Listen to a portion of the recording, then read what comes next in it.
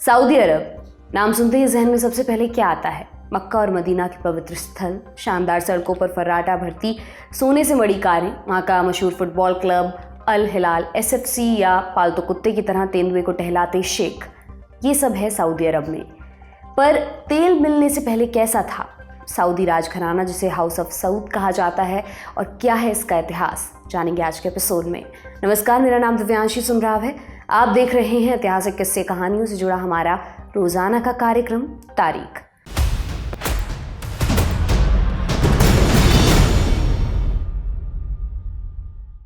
सबसे पहले नक्शा देखते हैं।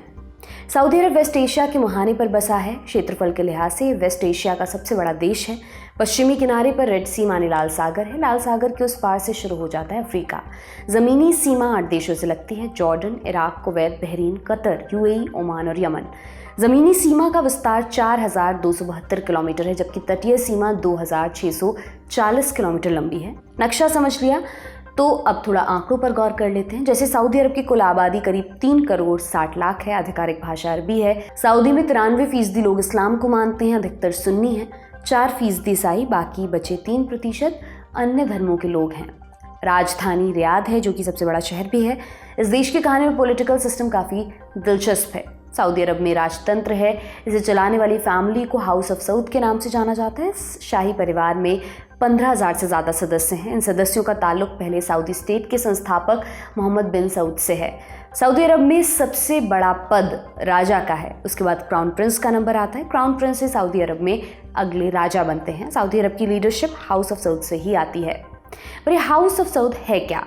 ये राजघराना मोहम्मद बिन सऊद अल मुकरिन के वंशजों से बना है, इसलिए इसे हाउस ऑफ सऊद कहते हैं। सऊदी अरब के इतिहास में पीछे जाएं तो यहाँ ज़्यादातर लोग रेगिस्तान में रहते थे। उन्हें बद्दू कहते थे। बद्दू समुदाय के लोग कई गुटों में बटे हुए थे। ईसा के बाद लगभग 3री शताब्दी में बद्दू जनजाति में एक परिवर्तन हुआ। ये लोग एकजुट हुए और उनकी ताकत में इजाफा हुआ। इसके बाद इन्होंने सैन्य मुहिम चलानी शुरू की। बाकायदा 5वीं शताब्दी आते आते इतने ताकतवर हो गए कि इन्होंने सीरिया, फ़लस्तीन, जेरूसलम पर हमले भी किए। फिर जब इस्लाम का उदय हुआ, इस इलाके पर मुस्लिम खलीफाओं का कब्जा हो गया। अरब में 2 हिस्से थे, हिजाज और नजद। हिजाज में मक्का, मदीना और जेद्दा जैसे शहर आते हैं, वहीं नजद के इलाके में रियाद जैसे शहर आते हैं। शुरुआत में मक्का और मदीना से इस्लामिक खिलाफत का शासन चलता था, लेकिन खिलाफत राशिदा खत्म होने के बाद इस्लामिक साम्राज्य का केंद्र दमिश्क और बगदाद जैसे शहरों में शिफ्ट हो गया। इस्लामिक खलीफाओं के बाद अरब पर मिस्र और ऑटोमन साम्राज्य ने शासन किया। साल 1557 में हिजाज पर तुर्कों का नियंत्रण हुआ। तुर्कों के सुल्तान सलीम ने खुद को मक्का का रक्षक कहा। इसके बरक्स अरब का दूसरा इलाका नजद आज़ाद रहा। ये साल था 1744। ये वो दौर था जब यहाँ ऑटोमन साम्राज्य का शासन चलता था। यहाँ दीरिया नाम के इलाके में एक कबीलाई शासन चलता था। इस कबीले के लीडर थे मोहम्मद बिन सऊद। उनकी ऑटोमन से ज़रा भी नहीं बनती थी। वो ऑटोमन के राज से आज़ादी चाहते थे। इसके लिए उन्होंने मोहम्मद इब्न अब्दुल वहाब नाम के धर्मगुरु से हाथ मिलाया और दीरिया में अपना खुद का राज्य स्थापित कर दिया। मोहम्मद बिन सऊद खुद इसके अमीर यानी मुखिया बने। हालांकि राज्य में अब्दुल वहाब का प्रभाव बना रहा। अब्दुल वहाब इलाके में प्रसिद्ध धर्मगुरु थे। अब्दुल वहाब के ऑटोमन से धार्मिक और राजनीतिक मतभेद थे। उन्होंने अपने पत्रों में बिना ऑटोमन का नाम लिए इसका जिक्र भी किया था। वो ऑटोमन से आज़ादी तो चाहते थे, लेकिन उनसे सीधा पंगा भी नहीं लेना चाहते थे। उन्हें पता था कि अगर मुस्लिम दुनिया में अपना प्रभुत्व बढ़ाना है तो मक्का और मदीना कंट्रोल ऑटोमन के हाथ से छीनना ज़रूरी होगा। इसी वजह से सऊद ने धीरे धीरे दीरिया का विस्तार करना शुरू किया। इसकी भनक ऑटोमन को लगी। इसी के चलते दोनों के बीच संघर्ष शुरू हो गया। ये जंग 1811 से 1818 तक चली। इसमें सऊद 20 साबित हुए, जंग में फतह मिली और इस तरह मोहम्मद बिन सऊद ने मक्का और मदीना का कंट्रोल अपने हाथों में ले लिया। लेकिन ऑटोमन ने हार नहीं मानी। उन्होंने पूरी तैयारी के साथ दीरिया में हमले का प्लान बनाया। अपने 50,000 सैनिकों को दीरिया शहर भेजा। खूब काट मार हुई, पूरे शहर को तहस नहस कर दिया गया। जीते हुए इलाके के अमीर अब्दुल्ला बिन सऊद को इस्तांबुल लाया गया, जहां सबके सामने उनका सर धड़ से अलग कर दिया गया। पर यह सऊद के परिवार का अंत नहीं था।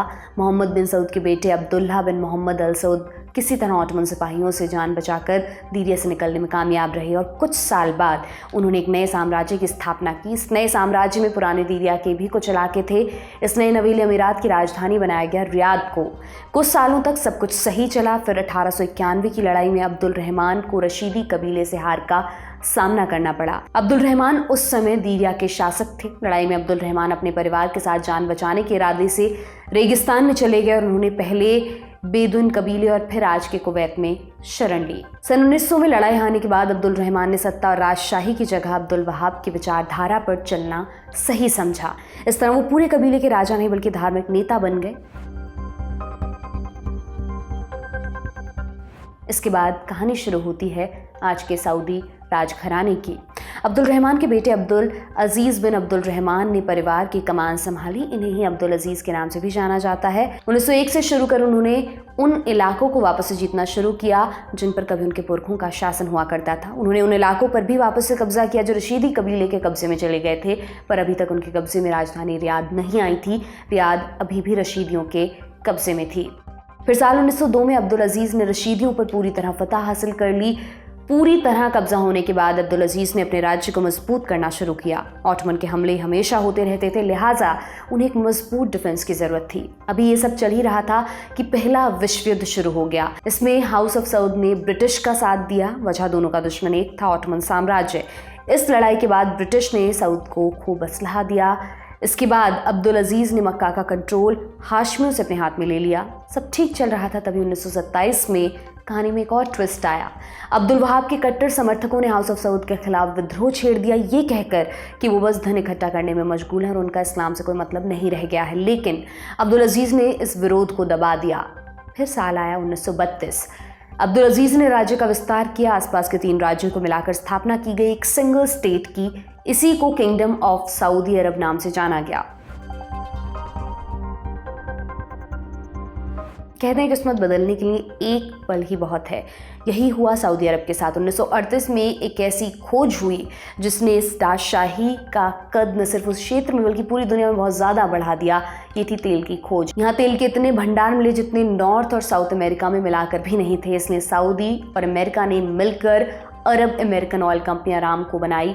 1947 आते आते इसका प्रोडक्शन 4 लाख बैरल प्रतिदिन तक पहुँच गया। इसी दौरान वर्ल्ड वॉर 2 भी छिड़ गया था, पर इस बार अब्दुल अजीज़ तटस्थ रहे। हालांकि उन्होंने मित्र देशों की सेनाओं को सपोर्ट तो किया, पर वो खुद की सहभागिता से बचते रहे। पर आज इतनी आसानी से नहीं चलता। ये अरब में काफ़ी उथल पुथल वाला दौर था। इजराइल का जन्म हो चुका था। मिस्र के राष्ट्रपति अब्देल नासिर पूरे अरब वर्ल्ड को ये कह रहे थे यहाँ से निकलने वाले तेल पर पहला हक अरबों का है, ना कि अमेरिकन्स या ब्रिटिश का।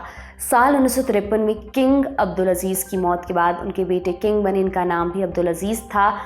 नए किंग का अपने भाई फैसल के साथ झगड़ा था। अब्दुल अजीज़ अपना इलाज कराने यूरोप गए थे, तभी उनके भाई प्रिंस फैसल ने कुछ धर्म गुरुओं की मदद से सत्ता पर कब्जा कर लिया। धार्मिक गुरुओं ने फैसल के पक्ष में एक फतवा जारी कर दिया जिससे वो सत्ता पर काबिज हो गए। अब्दुल अजीज़ को जबरन निर्वासन में भेज दिया। उन्होंने इस दौरान काफ़ी वक्त इजिप्ट में बिताया जहाँ से वो फैसल के खिलाफ खूब भाषण देते थे। इधर सऊदी में फैसल ने बदलावों की शुरुआत की। वो सोशलिज्म और कम्युनिज्म से नफरत करते थे, इसलिए उन्होंने अरब में राजशाही को प्रमोट करना शुरू किया। साथ ही यमन में उन्होंने इजिप्ट के खिलाफ प्रॉक्सी वॉर भी लड़ना शुरू किया, क्योंकि अब्दुल अजीज़ को शरण देने की वजह से वो इजिप्ट के नासिर से नाराज थे। साल 1975 में फैसल को अमेरिका से लौटे उन्हीं के भतीजे ने पॉइंट ब्लैंक रेंज पर गोली मार दी। उसे भी सऊदी में सार्वजनिक फांसी दे दी गई। इसके बाद खालिद बिन अब्दुल अजीज़ अल सऊद सऊदी अरब के नए राजा बने। वर्तमान में सलमान बिन अब्दुल अजीज़ अल सऊद सऊदी अरब के राजा हैं और इन्हीं के बेटे मोहम्मद बिन सलमान सऊदी अरब के क्राउन प्रिंस हैं। क्राउन प्रिंस ही सऊदी में अगले किंग बनते हैं। आज के एपिसोड में इतना ही। ये तमाम जानकारी आपके लिए इकट्ठा की थी हमारे साथी मानस और साजिद ने। देखते रहिए दी लल्लन टॉप। बहुत बहुत शुक्रिया।